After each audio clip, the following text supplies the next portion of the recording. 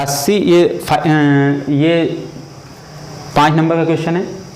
80, 36, 42 में कौन सी छोटी से छोटी संख्या जोड़ी जाए कि योगफल 11 का गुणज हो। योगफल किसका गुणज हो? 11 का गुणज हो। यानी कि इसमें जोड़ना है हमें, क्या जोड़ना है इसमें? हमें कोई सी भी एक संख्या जोड़ना है, कोई सी भी एक संख्या जोड़ना है। तो हमें क्या जोड़ना है कि 11 से डिवाइड हो जाए। तो देख लेते हैं हम 80, तो 11 का मैं डिविजिबिलिटी रूल आपको मैं बता दूंगा किस प्रकार से हम वर्क करते हैं। तो आपने ये सीखा होगा कि ओड नंबर को एक तरफ ले लो, ठीक है, ये सीखा होगा। लेकिन मैं ये बताने वाला नहीं हूँ, हम पेयर को देखेंगे। हम क्या देखेंगे? पेयर को देखेंगे। जैसे कि 80, 36, 42 किससे डिवाइड करना है? 11 से। तो हम राइट साइड से दो का क्या बनाएंगे? पेयर बनाएंगे। दो का क्या बनाएंगे? पेयर बनाएंगे। और हम इसमें रिमाइंडर फाइंड करते जाएंगे। हम इसमें क्या फाइंड करते जाएंगे? रिमाइंडर। तो इसमें माइनस का 2 रिमाइंडर बचा कि 11 चूँकि 44 होते हैं तो ये 42 है, माइनस का 2 रिमाइंडर बचा। यहाँ 11 या 33 होते हैं, यहाँ प्लस का क्या रिमाइंडर बचा? 3। यहाँ 11 से 77 होते हैं, यहाँ प्लस का क्या बचा? 3 रिमाइंडर बचा। तो 3 और 3 6, 6 में से 2 गए तो बच्चे कितने? 4। यानी कि हमारा जो शेषफल कितना बचा? 4 बचा। हमारा शेषफल कितना बचा? 4 बचा। अब आप मुझे बताओ शेषफल ये कितना बचा? प्लस का 4 बचा और मुझे 11 से डिवाइड करना है। तो मैं क्या और जोड़ दूं? 7 और जोड़ दूं इसमें, ठीक है ना। तो 11 बन जाए या 11 जीरो हो जाए या फिर 11 का कोई मल्टीपल हो जाए। तो आप मुझे बताओ कि प्लस का रिमाइंडर 4 बचा। अब मैं इसमें क्या जोड़ दूं कि 11 बन जाए, वो 7 और जोड़ दूं। तो इसका जो राइट आंसर हो गया होगा 7। या तो आप 11 से डिवाइड करके देख सकते हो, एक तरीका ये। लेकिन मैं जो आपको तरीका बता रहा हूँ वो बहुत फास्ट होगा। मैं अभी जो आगे क्वेश्चन लेके आऊँगा बहुत ही अच्छे क्वेश्चन लेके आऊँगा, फिर उसमें पता चलेगा आपको कि भाई आपका जो अप्रोच थी वो किस प्रकार की थी और ये अप्रोच जो है किस लेवल की है, ठीक है। तब आपको पता चलेगा कि वास्तविकता में ये अप्रोच कितनी अपने आप में कितनी अच्छी है, जो क्वेश्चन को बहुत ही कम समय में 4-5 सेकंड में सॉल्व कर सकती है, ठीक है। नेक्स्ट क्वेश्चन को देख लेते हैं हम। 11 का मैं बोल रहा हूँ आपको डिविजिबिलिटी और आवाज संख्या में हम वीडियो देखेंगे। 6 नंबर क्वेश्चन, 457 के समीपतम कौन सी संख्या है जो 11 से पूर्णतः विभक्त होगी। भाई 11 से हमें भाग देना है, 11 से हमें भाग देना है किसमें? 457 में। मैंने अभी देखा हम रिमाइंडर फाइंड करते हैं, तो हम क्या करेंगे? रिमाइंडर। तो 11 5 55 प्लस के 2, ठीक है। और यहाँ पे रिमाइंडर प्लस के 4 ही है यहाँ पे, क्योंकि 2 पेयर। अब 4 को क्या डिवाइड करें? तो आप देख सकते हो, आप 4 और 2 कितने होगा? 6। कितने होगा? 6। आप मुझे बताओ दोस्तों कि यह शेषफल कितना बच रहा है? 6। शेषफल कितना बच रहा है? 6। अब मुझे बताओ कि यहाँ पर मैं यदि मैं माइनस का यहाँ 6 माइनस कर देता हूँ तो बिल्कुल 0 बचेगा। तो और यदि यहाँ मैं +5 कर देता हूँ तो 11 हो जाएगा। तो ये जो +5 करूँगा तो भी 11 से डिवाइड होगा और -6 करूँगा तो भी डिवाइड होगा। लेकिन आप मुझे बताओ मैं समीप किसके हूँ? भाई प्लस इसके समीप, भाई 6 के समीप कौन सा है? 5 ही है ना। यदि 6 में मैं 5 प्लस कर देता हूँ तो मैं 11 पे पहुँच जाऊँगा। लेकिन 6 में से 6 माइनस करूँगा तो मैं क्या होगा? 0 बचेगा।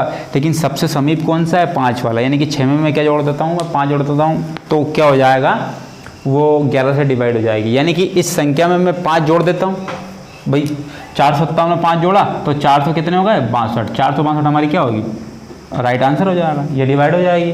तो ये अप्रोच देने वाला हूँ मैं आपको, बहुत भयंकर अप्रोच देने वाला हूँ, ठीक है ना। और क्वेश्चन को आप चुटकियों में यानी कि 4 से 5 सेकंड में हर एक क्वेश्चन को सोल्व कर सकते हो, ठीक है। लेकिन उसके लिए कॉन्सेप्ट आपको सीखना पड़ेगा, ठीक है। नेक्स्ट क्वेश्चन देखते हैं, अगला क्वेश्चन पे चलते हैं।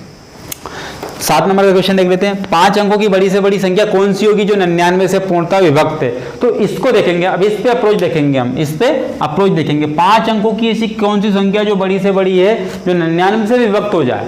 किससे डिवाइड हो जाए? 99 से विभक्त हो जाए। अब आपको देखना है, या तो आपको बेसिक मेथड से देखना है, ठीक है।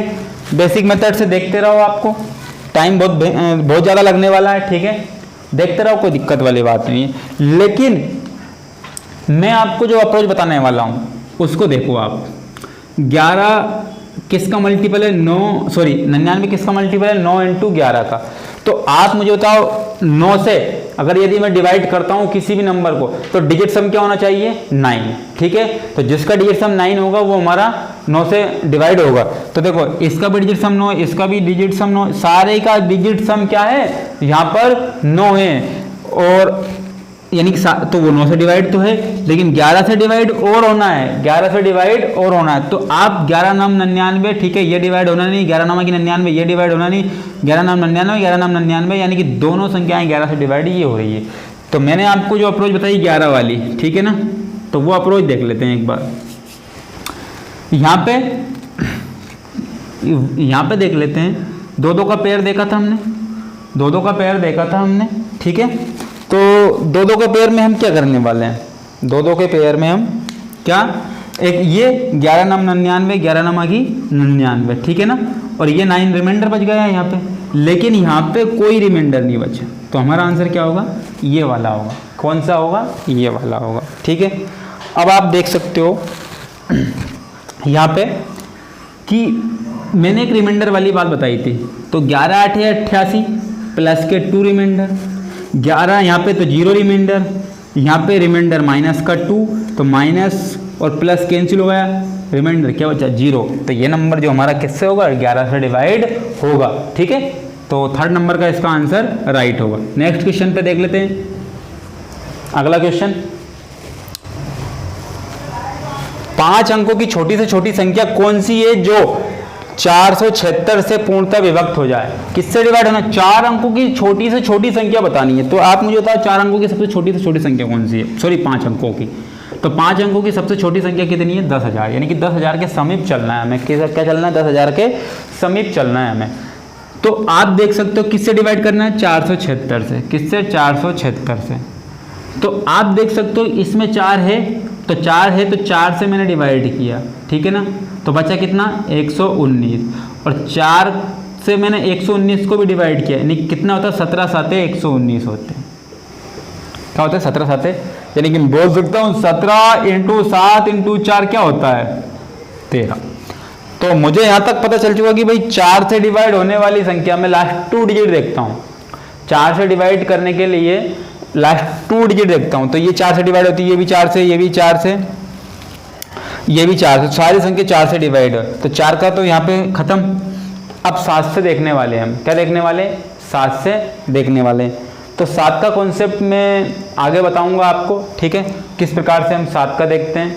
और 7 का और 13 का बिल्कुल सेम है। किसका, 7 का और 13 का बिल्कुल सेम है।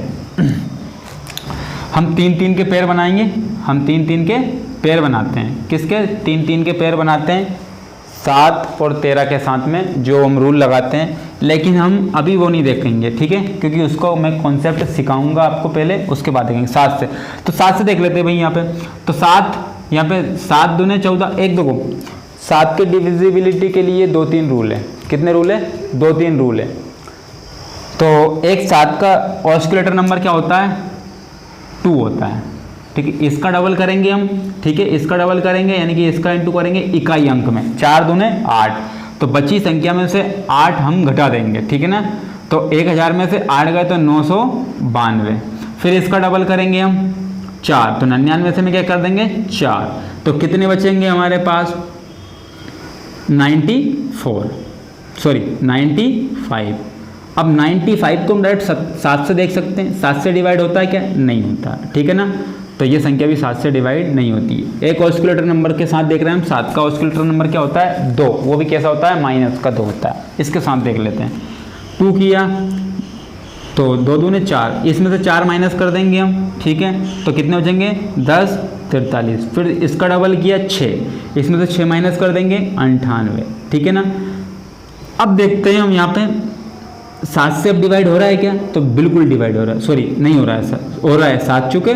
तो 14 7 98 होते हैं। तो ये संख्या किससे डिवाइड है, 7 से डिवाइड है। एक तो ये संख्या 7 से डिवाइड है। और देख लेते हैं हम अगली, 6 का डबल 12, इसमें से मैं 12 माइनस कर देता हूँ, ठीक है ना। तो कितने बचे 1035 बचे। इसका भी डबल कर देता हूँ 10, तो कितने बचेंगे 93। क्या 93 7 से डिवाइड होते हैं क्या, नहीं होते हैं, ठीक है ना। अब इस पे आ जाते हैं हम, ठीक है।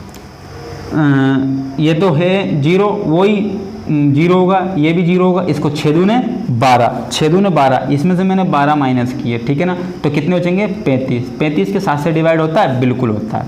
तो 7 से डिवाइड ये संख्या भी होगी, एक 7 से डिवाइड ये संख्या भी होगी। लेकिन अभी हमें किससे देखना है, 17 से भी देखना है। किससे देखना है, 17 से। 17 से 476 होता है, क्योंकि भाई इसका ही तो मल्टीपल है। लेकिन हमें देखना है कि भाई नियरेस्ट देखना है, समीपतम देखना है, सबसे छोटी से छोटी संख्या। तो भाई 10,000 के पास में ये सबसे पास में है कि ये सबसे पास में है, 10,000 के सबसे पास में ये वाली है कि ये वाली है, ठीक है ना। तो ये तो भाई 47,000 है, कितनी हज़ार है, 47, ये 10,000 है, तो हमारा आंसर तो ये होगा ना, ठीक है ना। देखते हैं नेक्स्ट क्वेश्चन आगे।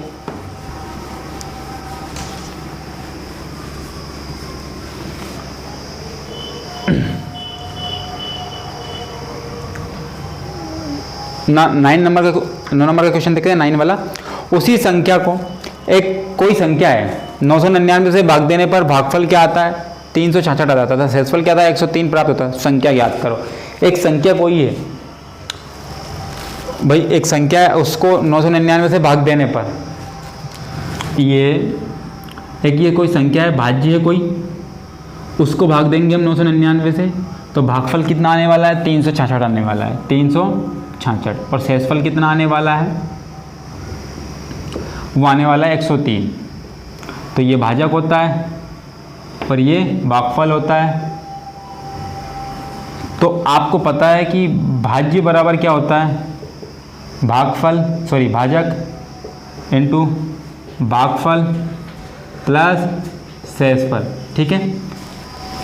तो देख लेते हैं भाजक कितना है, 999, कितना है 999, भागफल कितना है 366 और प्लस शेषफल कितना है 103। ये तो भाई सब लोग करते हैं, सब लोग इसी बेसिक तरीके से करते हैं, लेकिन मैं ये वाला तरीका नहीं बताऊंगा, ठीक है ना।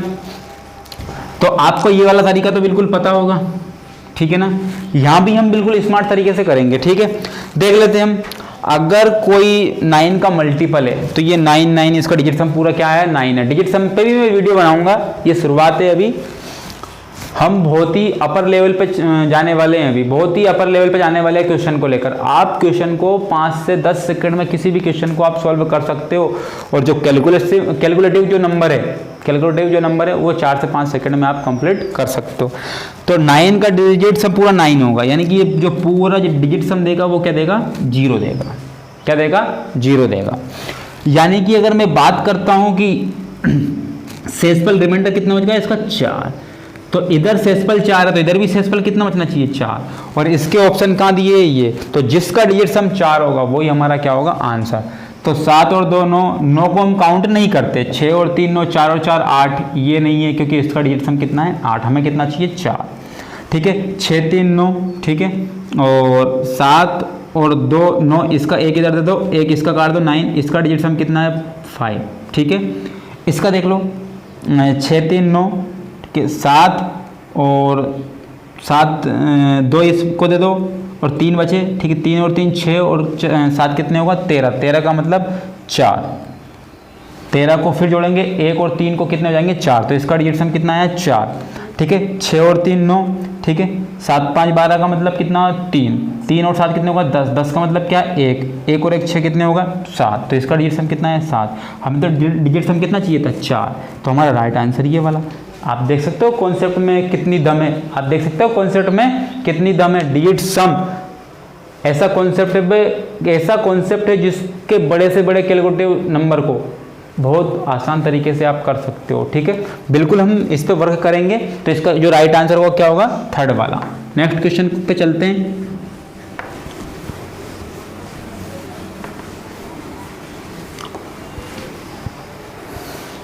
दस नंबर का क्वेश्चन देख लेते हैं। भाग के एक प्रश्न में भाजक भागफल से 10 गुना है। ये बोल रहा है भाई भागफल जो भाजक, जैसे कि ये अभी मैंने बताया ये भाजक है, ये भाज्य है, और ये भागफल है, और ये शेषफल है, ठीक है ना। अब आप देख सकते हो कि भाग के एक प्रश्न में भाजक भागफल का कितना हो 10 गुना है। ये 1 है तो ये कितना है 10 गुना, यानी कि इससे कितना गुना है ये 10 गुना, ठीक है ना। और फिर क्या बोला था शेषफल का 5 गुना है, तो इसका ये कितना गुना है 5 गुना, ठीक है ना। यदि शेषफल कितना दिया है 46। तो 46 का ये कितना था, 5 गुना था। 4 5 20, 6 5 30, यानी कितने होगा 230, यानी कि ये कितने होगा 230। और ये कितना गुना था, इसका 10 गुना था, तो ये कितना होगा 23। तो हमारे पास भागफल 23 है, भाजक कितना है 230 और शेषफल कितना है 46। तो आपको क्या बताना है, वो भाज्य कितना होगा, यानी कि ये संख्या बतानी है। तो अभी जस्ट हमने देखा था कि 200 भाज्य बराबर क्या होता है, भाजक इंटू भागफल प्लस शेषफल। तो लिख देता हूँ मैं, भाज्य बराबर क्या होता है, भाजक इंटू भागफल, ठीक है ना, प्लस शेषफल, ठीक है ना। तो हमें देखना है भाजक कितना है 230 इंटू भागफल कितना है 23 प्लस में शेषफल कितना है 46। या तो आप 230 का इंटू 23 में कर सकते हो, फिर 46 प्लस कर सकते हो, लेकिन हम ऐसा नहीं करने वाले, हम डिजिट सम पे वर्क करेंगे। 3 और 2 5, 5 का इंटू 5 में किया कितने होगा 25, 25 का मतलब 7, 7 प्लस 6 4 10 का मतलब 1, तो दोनों को काउंट करेंगे कितने हो जाएंगे 8, कितने हो जाएंगे 8। तो जिसका डिजिट सम 8 होगा वो हमारा राइट आंसर होगा, ठीक है। 6 3 9, 4 2 6, इसका रिमाइंडर सॉरी इसका डिजिट सम कितना है 6, नहीं है, हमें तो 8 चाहिए, ठीक है। 6 3 9, इसका 4 है, नहीं है। 6 3 9, इसका 7 है, नहीं है, ठीक है ना। 6 3 9 और 5 3 8, ये आपका आंसर, क्योंकि इसका डिजिट सम कितना है 8। इसका राइट आंसर कितना होगा 53 36, इसका राइट आंसर हो जाएगा। नेक्स्ट क्वेश्चन को देख लेते हैं अब हम।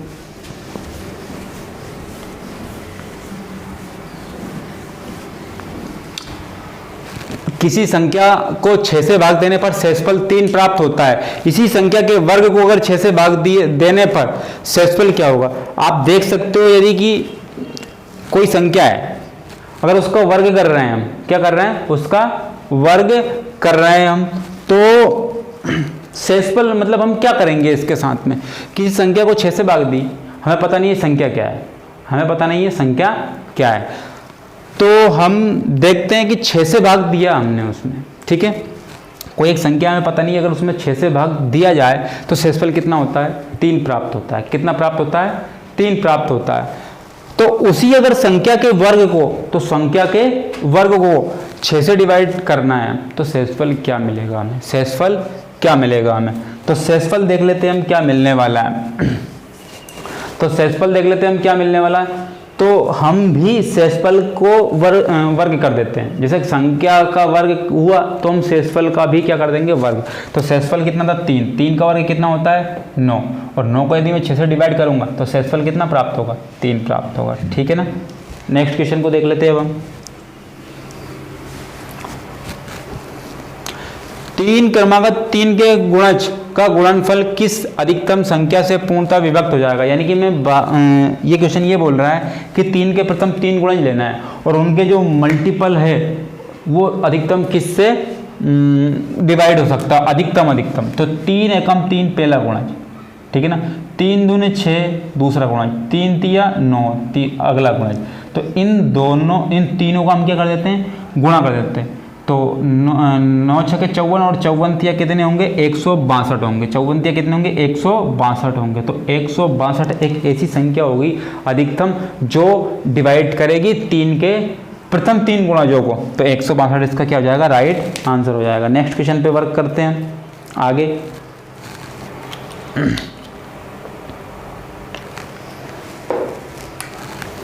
अगला क्वेश्चन ये बोल रहा है कि भाई स्टार का एक सिंबल दिया आपको, स्टार का न्यूनतम मान क्या होगा। स्टार का न्यूनतम मान क्या होगा, जबकि एक नंबर दिया है 63 57 4 और स्टार दिया है आपको, गैप करके दिया है, फिर 2 पूर्णतः किससे डिवाइड है 8 से डिवाइड है। यानी कि 6 3 5 7 4 एक स्टार सिंबल है और ये 2 है। आपको 8 से डिवाइड करना है। तो 8 की डिविजिबिलिटी ये कहती है यदि आप 3 अंकों के साथ डिवाइड कर देते हो, अगर वो संख्या डिवाइड होती है 8 से, 3 अंक लास्ट के 8 से डिवाइड होते हैं तो पूरी संख्या 8 से डिवाइड होगी। लेकिन मैं वो आपको बेसिक वाला नहीं बताऊंगा क्योंकि वो तो आपको बुकों में देके रखा है, ठीक है। यदि थर्ड नंबर आपका इवन है, सम है, तो हम सिर्फ लास्ट की 2 डिजिट पे वर्क करेंगे। और अगर ओड है तो हम क्या करेंगे इन 2 डिजिट में क्या कर देंगे +4 कर देते हैं। अगर +4 करने के बाद में वो संख्या 8 से डिवाइड है तो पूरी संख्या 8 से डिवाइड होगी, अगर वो संख्या 8 से डिवाइड नहीं है तो पूरी संख्या 8 से डिवाइड नहीं होगी। जैसे कि इस पे बात करते हैं, तो ये एक इवन नंबर है तो हम सिर्फ इस पे बात करेंगे। तो 8 से डिवाइड करूंगा मैं तो 8 दूनी 16, 8 चौक 32, यानी कि स्टार के जगह पे मैं जो न्यूनतम मान कितना रखना पड़ेगा, 3 रखना पड़ेगा। ठीक है, इसका राइट आंसर हो जाएगा 3। नेक्स्ट क्वेश्चन देखते हैं। अगला क्वेश्चन, निम्न में से कौन सी संख्या 99 से पूर्णतः डिवाइड है। फिर 99 आ गई, यहाँ पे क्या आ गई, फिर 99 का अभी मैंने बताया कि 9 × 11, यानी कि 9 और 11 का, यानी कि 9 और 11 का प्रोडक्ट जो होगा 99 से डिवाइड होगा, जो 9 से डिवाइड कर दे और जो 11 से डिवाइड कर दे। फिर हम डिजिट सम पे वर्क करते हैं। 9 के लिए डिजिट सम कितना होना चाहिए, 9 यानी कि 0, 5 4 9, 4 3 7 और 2 9, यानी कि इसका जो डिजिट सम भी कितना है 9, 7 2 9, 5 4 9, इसका भी डिजिट सम कितना है 9, 6 3 9, 4 4 8 1 9, ये भी इसका भी डिजिट सम कितना है 9। ठीक है, 4 4 8, 8 2 10, 1 और 5 3 8 1 9, इसका डिजिट सम 9 नहीं है। देखो 4 4 8, 8 2 10, 1 7 और 1 8, 8 3 11 2, तो इसका डिजिट सम 9 नहीं है, यानी कि एक ऑप्शन हमारा क्या होगा, यही कैंसिल आउट हो चुका है, डिजिट सम 9 नहीं है। तो 9 से ये 3 संख्याएं डिवाइड है। अब 11 से देख लेते हैं। तो 11 से मैंने अभी बताया आपको रिमाइंडर फाइंड करना है। तो यहाँ पे प्लस का 1, 11 चौक 44 होते हैं, तो प्लस का रिमाइंडर यहाँ पे 11 चौक 44 यानी कि माइनस का 1, और यहाँ 11 कम 11 यानी कि 0, यानी कि माइनस प्लस कैंसिल होगा, तो ये नंबर 11 से डिवाइड होगा, ये नंबर 11 से डिवाइड होगा। इसको देख लेते हैं। 11 8 88 प्लस के 4 रिमाइंडर, 11 5 55 प्लस के 2 रिमाइंडर, 11 कम 11 प्लस के 2 रिमाइंडर, 4 2 6 और 2 8, यानी कि इसका रिमाइंडर कितना आया 8, यानी कि ये 11 से डिवाइड नहीं होगा। इसका 11 5 55, तो इसका प्लस का 9 होगा। ठीक है, इसका 66 ले लो, 11 6 66 माइनस के 2 रिमाइंडर, 11 3 33 प्लस 1 रिमाइंडर, 11 8 88 प्लस के 3 रिमाइंडर। ठीक है ना, तो इधर 4 होगा, 4 में से 2 गए तो प्लस के 2 रिमाइंडर बचा, यानी कि ये भी 11 से डिवाइड नहीं, यानी कि हमें मिल चुका है पहला ऑप्शन जो 11 से और 9 से डिवाइड है। तो 11 और 9 से डिवाइड है तो 99 से भी डिवाइड होगा। ठीक है ना, अगले क्वेश्चन पे चलते हैं।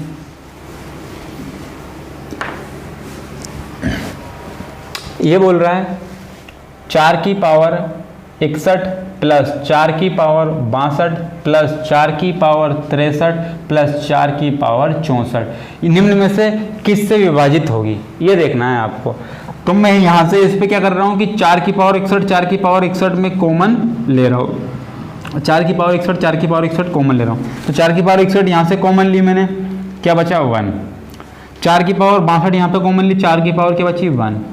यहाँ पे 4 की पावर 61 कॉमन ली, 4 की पावर क्या बची 2। यहाँ 4 की पावर 61 कॉमन ली, 4 की पावर क्या बची 3। ठीक है, तो 4 की पावर 61 तो 1 4 16 64।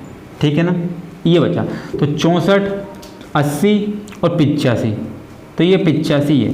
ठीक है ना, तो ये 85 इंटू 4 की पावर 61 यहाँ पे है, 85 इंटू 4 की पावर 61 यहाँ पे।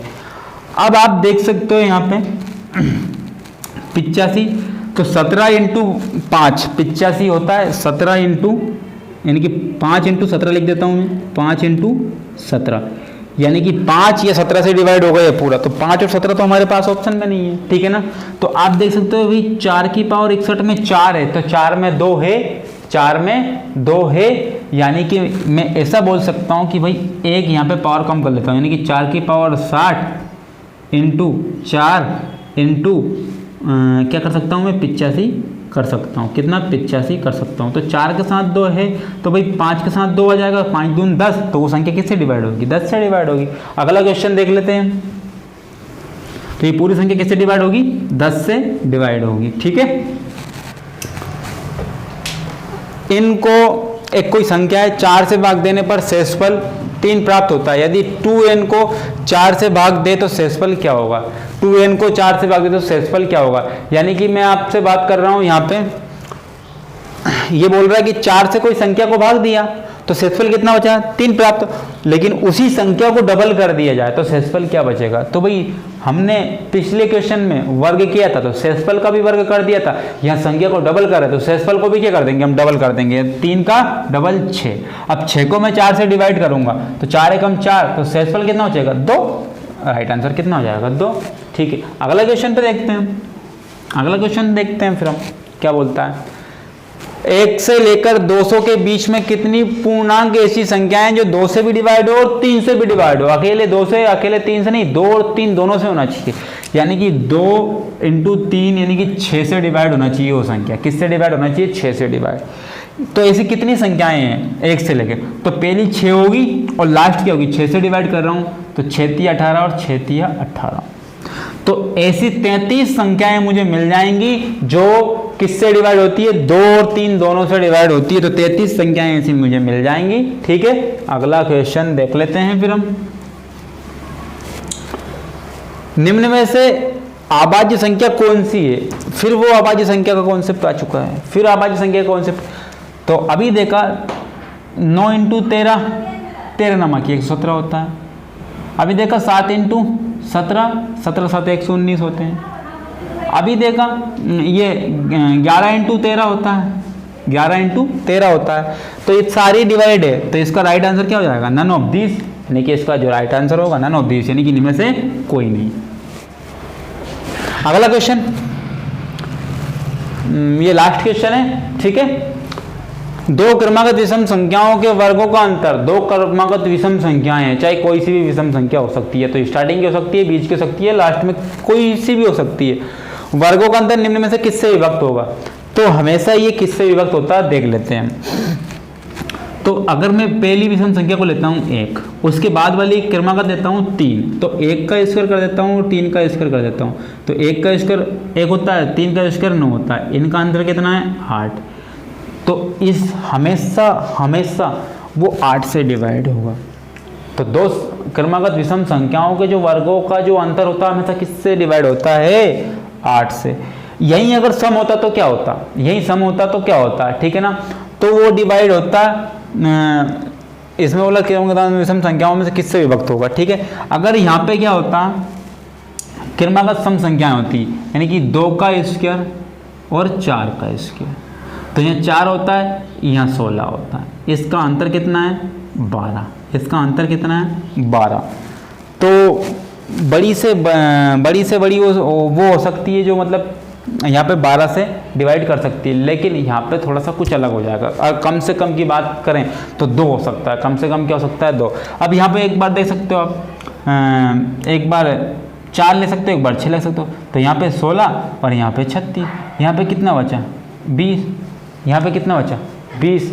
तो मैं बोल सकता हूँ कि बड़ी से बड़ी ऐसी संख्या जो 4 से डिवाइड करेगी, बड़ी से बड़ी ऐसी 4 से डिवाइड करेगी। 2 सम संख्याओं के वर्गों का अंतर हमेशा किससे डिवाइड होगा, 4 से। 2 क्रमागत विषम संख्याओं का अंतर किससे डिवाइड होगा, 8 से डिवाइड होगा। ठीक है, ये लास्ट क्वेश्चन था।